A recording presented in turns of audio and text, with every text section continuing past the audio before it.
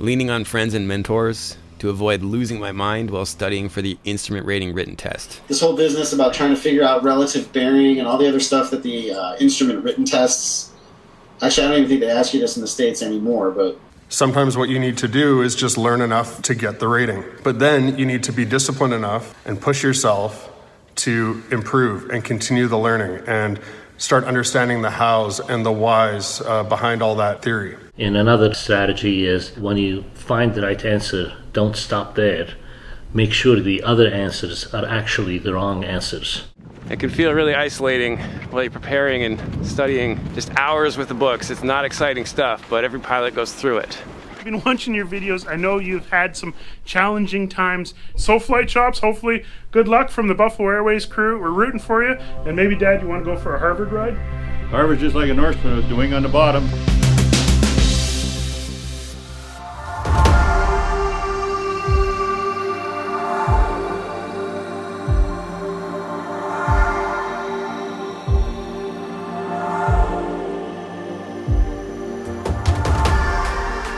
Alright, so I'm currently editing and I am like super scruffy. I thought I was gonna let this kind of keep going during the whole study process for the instrument rating, kind of like the playoffs with hockey. Not a hockey fan, but apparently that's a thing. I can't do it. So after getting that episode published, I got a shave and a haircut. I'm currently locked away in a hotel for 3 days, doing an intensive instrument rating written test prep course.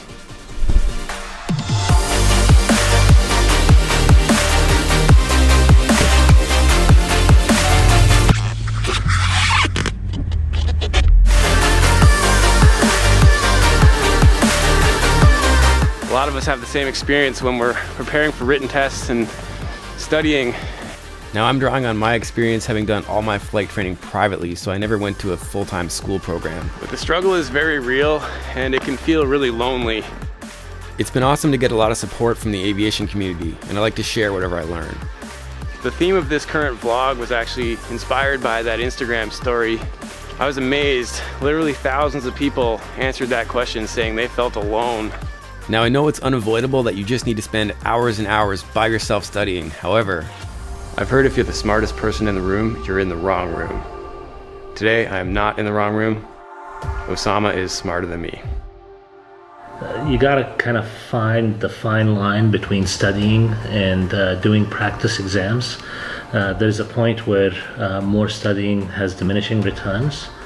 And Justin is also smarter than me. Like, what is your title at work? You're like a innovation engineer. See, that's way cooler than my title. I'm a jackass artist, master of none. What am I? Jack of all trades, master of none? I basically created a job about sucking at things. But instrument flying is not something you can get away with sucking at. All right, so I just checked out of the hotel. It's day 3, morning of third day of the instrument accelerated ground school written test prep thing that I'm doing. And it's -20, had a snowstorm last night, so that was awesome. Anyways, just warming the car up, here we go. Now I have to admit, part of the reason why I shaved before this course was because I kind of just wanted to hide in the back of the room and focus on it. It was the second time I took this course, I'll be honest. Last year I tried and failed to pass the written test, but I had overlapped it with my multi-engine training and flight test, which got rescheduled 3 times due to bad weather. So I really just shelved all the books and stopped thinking about instrument flying when I got busy again, and promised myself that when I found the time, I would focus on it, which is what I'm doing now. So this is the third of a multi-part vlog series following this process. Holy balls. -20. So this is not going to be a typical flying heavy episode. That's why the thumbnail looks different, and I put it out on a Wednesday as opposed to a Friday like the usual episodes. But there are some pretty awesome flying episodes with all these mentors. I'm Ryan. I'm an airline transport pilot and air traffic controller, and when I'm not flying airplanes or talking to them on the radio, I spend a lot of time coaching and mentoring other pilots. I've been friends with Ryan for a long time, and I want to give him some legit love and share his link. He's an amazing coach and mentor. He spent about 2 hours with me working on this really specific concept that I don't think the FAA test has on it, but it's got to do with reduced visibility and low visibility ops. It's just a really complicated thing that I've had a hard time wrapping my head around. Hey Steve, I know the IFR test can be a real tough cookie. Trust me, I've seen a lot of pilots struggle doing tests. I've been around, like, I was raised by pilots. Rampies raised me, and these guys are constantly studying and being alone and feeling that, you know, the whole world's crumbling around them. And you just got to say, okay, you know what, I've done all the studying that I can do for now, and I'm just going to now jump into doing these sample exams and do the what I call reverse studying, which is, you know, solve an exam, look at all the mistakes that I made, and then go back and study these areas rather than just studying from A to Z in the book, which takes a lot of patience and is very difficult. Yeah. I struggle with traditional academic learning. I really need practical applications to solidify things. Over the years and the hours of flying, I started having these aha moments where something would happen and all of a sudden a concept that seemed only theoretical in studying really made sense. For example, the first time flying at high altitude, you all of a sudden understand the difference between true airspeed and indicated airspeed, which when you're sitting in a classroom really just makes no sense. It's just theory. Half the battle is just understanding the style of the questioning and what tricks they're going to throw at you.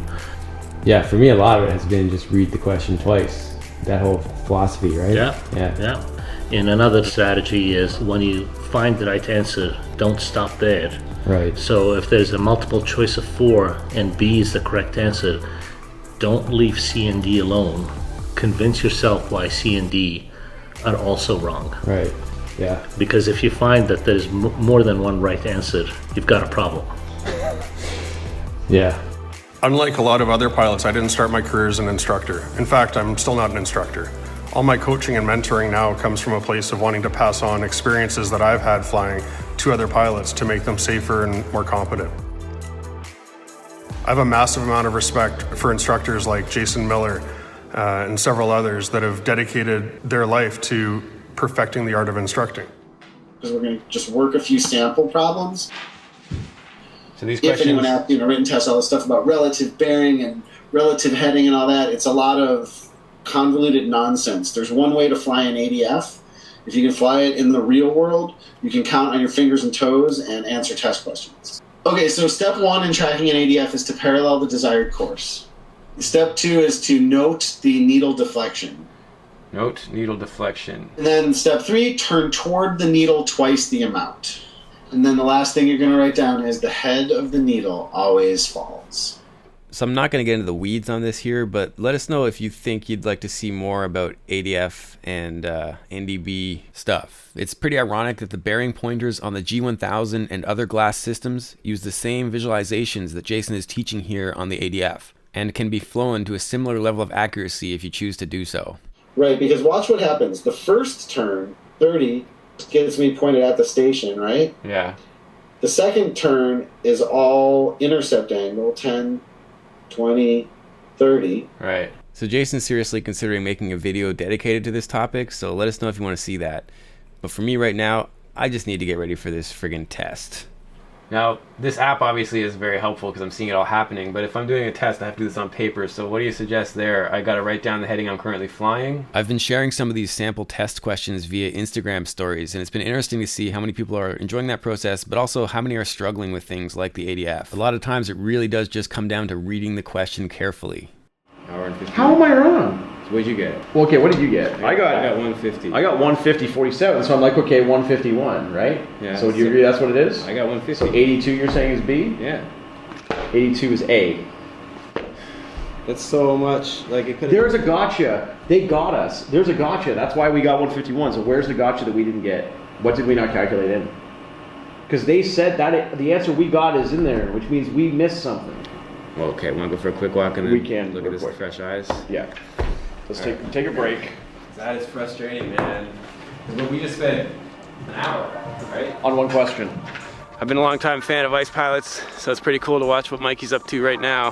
Hey Steve, aka Flight Chops. I'm in Plane Saver Studio, and I've been watching your videos. I know you've had some challenging times. The Plane Savers project is pretty epic. Mikey is actually daily vlogging the process of restoring a DC-3. I'm going to collaborate with him on some of this. But I got one of the professionals here to give you some words of encouragement. It's Buffalo Joe. Hey, how you doing? How you doing? Yeah, Mikey says you're having trouble figuring out the old compass, the old 360 degrees. Well, the only thing I really know about a compass is you know, everything's moving 15 degrees an hour times 24 is 360. Why we have 24 hours a day and 360 degrees in a circle. But that's all superseded now. So Mikey didn't actually know what to tell Buffalo Joe that I was having trouble with, but it kind of blew my mind what he just said about the compass related to time. Never really thought of it that way. Damn. Because I got to forget everything I know about compasses and learn everything I have to know now about the GPS world. That's awesome. So Flight Shops, hopefully good luck from the Buffalo Airways crew. We're rooting for you. And maybe, Dad, you want to go for a Harvard ride? Harvard's just like a Norseman with the wing on the bottom. Yeah, we'll go for a Norseman ride every time we get a chance. We like those old airplanes. Cheers. Good luck, bud. So in the first IFR vlog of the series, I committed to 1 hour of studying per day, and I now am able to look back on that a month later and think of how cute that was. I've been averaging closer to 3 hours per day, and I still feel like I have at least another week to go before I want to face the test, maybe 2, I don't know. Anyways, I hope you guys have enjoyed this process of following along. If you want to see more exciting stuff, check out the regular episodes, and until next time, keep your flight chops sharp. I just want to let you know it's temporary. You're going to rock that test. Once you rock that test, the big payoff is being able to be in the skies where there's no more paper. Don't worry about the paper and tests. All that goes away. When you're in the sky, just you and your airplane, that's the big payoff. Just keep on looking towards that, bud. How you doing? Small and big one. She was actually, yeah, that's awesome. Try to do that, Hoover. Can you do that?